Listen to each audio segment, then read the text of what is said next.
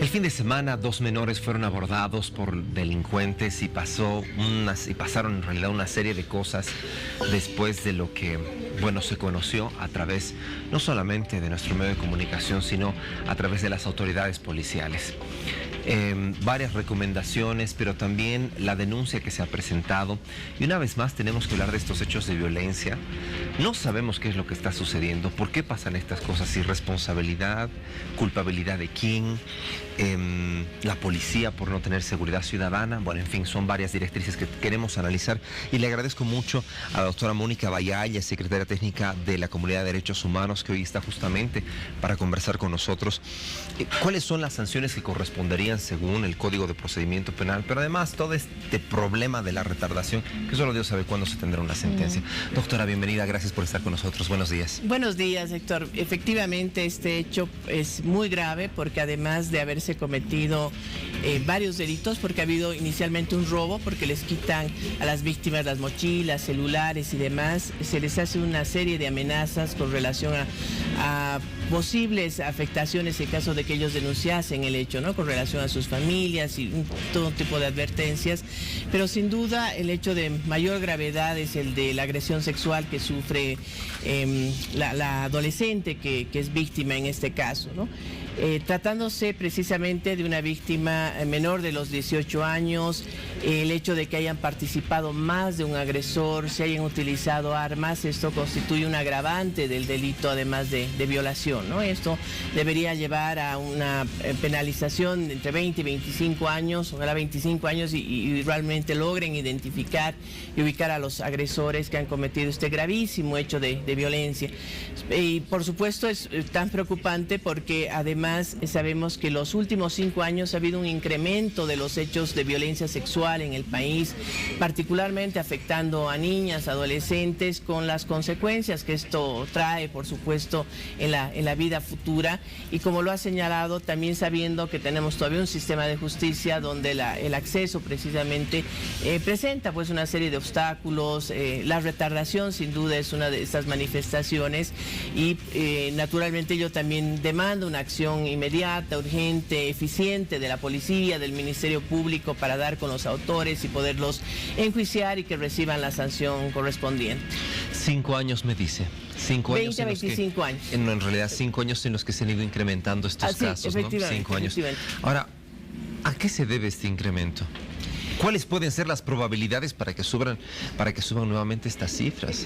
Bueno, en general, la violencia en nuestro país, particularmente la violencia hacia las mujeres, tiene una base estructural que tiene causas múltiples, ¿no?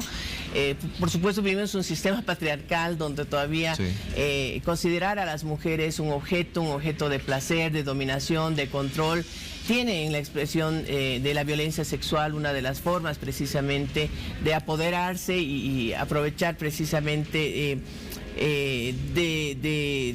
de las circunstancias, como en este caso, pero también de la condición. Por eso también que estas violencias contra adolescentes y niñas tienen que ver con una vulnerabilidad que es aprovechada por los agresores, ¿no? Sin duda, en una sociedad todavía machista, patriarcal como que tenemos, genera pues condiciones para que los agresores se crean además impunes y con el poder precisamente de ejercer a través de la fuerza ese control y dominación respecto a sus víctimas, ¿no? Porque es eso lo que es la violencia sexual, ¿no? Que tiene que ver además con todos estos actos sexuales sin el consentimiento de la víctima. Y bueno, cuando se trata de niños y niñas y adolescentes tampoco se puede hablar del consentimiento, pero también hay agresiones respecto a jóvenes, adultas, incluso personas adultas mayores, y eso demuestra que todavía nos falta muchísimo por avanzar como sociedad en términos de respeto a la libertad, a la autodeterminación, a asumir además el consentimiento como un elemento esencial para las relaciones. Sabemos que muchas veces también se aprovecha de personas con discapacidad, como lo hemos visto en los últimos días, de personas que tienen o están en alguna circunstancia que no pueden expresar precisamente ese consentimiento. Sí. En diferentes circunstancias, ¿no? Entonces es un tema preocupante y bueno, por otro lado tiene que ver con las obligaciones estatales de profundizar los mecanismos de educación. Precisamente la educación integral en sexualidad es un tema central en el país. hace varias recomendaciones que se han hecho a nuestro Estado desde diferentes mecanismos de derechos humanos. Recientemente una sentencia de la Corte Interamericana también da un plazo de 2 años al Estado boliviano para abordar estos temas en el sistema educativo, y esperamos que realmente eso logre consolidarse más allá de ciertas posiciones que se han tenido en las últimas semanas al respecto, porque definitivamente la educación integral en sexualidad es la mejor estrategia para que niños, niñas, adolescentes primero logren identificar hechos de violencia sexual y los denuncien además, ¿no? Ahora, hay un tema que sí es bastante delicado y que nosotros hacemos mucha incisión en esto. Cuando se lleva adelante un proceso, el tema del tiempo, el desgaste que tiene mucha gente, no solo en este tipo de casos, en otros también que inclusive refieren a la estafa, que son una cantidad increíble. Yo sé que no hay comparación, pero me voy mucho a la retardación, al tema económico. Busca, o sea, tener que llegar hasta una instancia internacional para que pueda responder y pueda dar un veredicto. Es desgastante para la víctima y para los familiares. O sea, hay algo que se puede hacer. Se tiene que modificar, pero recomendaciones existen para puntualmente el aparato judicial. Bueno, uno es el tema presupuestario, ¿no? Definitivamente el sistema de justicia, y no solamente hablo del órgano judicial, sino sobre todo estas instancias que deben prestar servicio a las víctimas, ¿no? Este apoyo legal, psicológico, social, que implica además un acompañamiento durante el proceso, que es fundamental para que una víctima realmente pueda continuar con el mismo, ¿no? Y eso depende de los municipios, ¿no?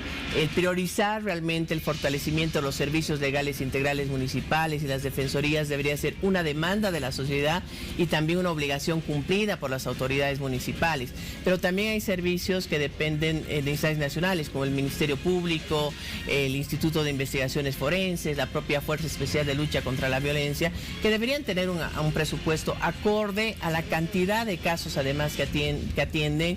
Hablamos más de 50,000 casos al año solamente de violencia en el marco de la Ley 348, y eso debería implicar tener los recursos humanos suficientes para atender de manera eficiente estos casos, y eso es lo que actualmente no existe. Y bueno, pasa también por una mejor selección del personal realmente especializado, sensibilizado, que atienda no solamente en términos técnicos lo procedimental, sino con la calidad y calidez que deben recibir las víctimas para no sufrir, aparte de haber sido agredidas física, psicológica o sexualmente, también por el sistema, ¿no? Entonces, hay una limitante en términos de capacidad institucional para responder y evitar precisamente la mayor retardación, pero también hay cambios normativos, ¿no? Está pendiente esta reforma que está hace un par de años ya en curso de modificación de la 348, que implicaba planteamientos de revisión también de los procesos, ¿no? Hay ciertos procesos como los de violencia familiar o doméstica, que en muchos casos está en el marco de una violencia feminicida,